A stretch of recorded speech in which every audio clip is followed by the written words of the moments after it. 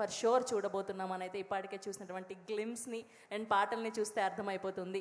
మా రాజావారు కిరణ్ అబ్బవరం గారిని మాట్లాడవలసిందిగా రిక్వెస్ట్ చేస్తున్నాం.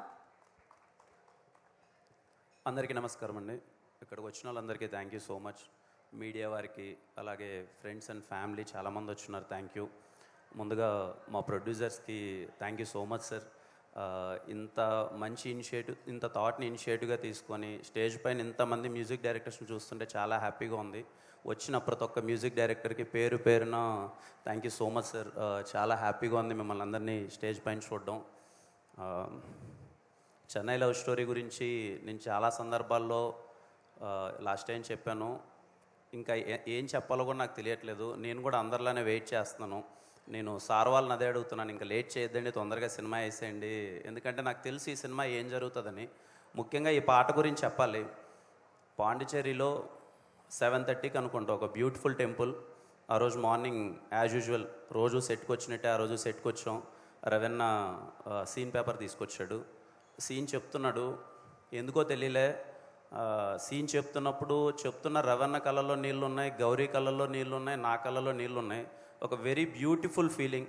ఒక టెంపుల్లో కూర్చొని తన నరేష్ని ఇస్తున్నప్పుడు వింటున్నప్పుడు మాకు ఎలా అయితే కలిగిందో, మీకు ఈరోజు సాంగ్లో పడిన ఫస్ట్ విజువల్ ఏదైతే టెంపుల్ దగ్గర విజువల్ పడింది కదా, నాకున్న కొద్దిపాటి నాలెడ్జ్తో చెప్తున్నాను. ఆ సీన్ అన్నది ఐకానిక్ సీనిక్గా తెలుగు సినిమాల్లో ఎప్పటికీ నిలిచిపోతుందని నేను అనుకుంటున్నాను, నేను నమ్ముతున్నాను. అది షూట్ చేసేటప్పుడు రవీణకి చెప్పాను. నాకు సార్ వాళ్ళు చూసినప్పుడు కూడా చెప్పారు అదే విషయం, చాలా బాగా వచ్చిందని. మణిశర్మ గారు thank you so much sir. ఎంత చెప్పినా తక్కువే. వదలనే పాట కానీ, గుర్తుందా పాట కానీ, నెక్స్ట్ వచ్చే మన పాట కానీ అన్నీ ఈ సినిమాలో చాలా అద్భుతంగా ఉంటాయి అన్ని పాటలు. ఈ పాట ఇప్పుడు ఏదైతే విన్నారో ఈ పాట ఖచ్చితంగా మీకు ఇప్పుడు చాలా బాగా నచ్చుతుంది.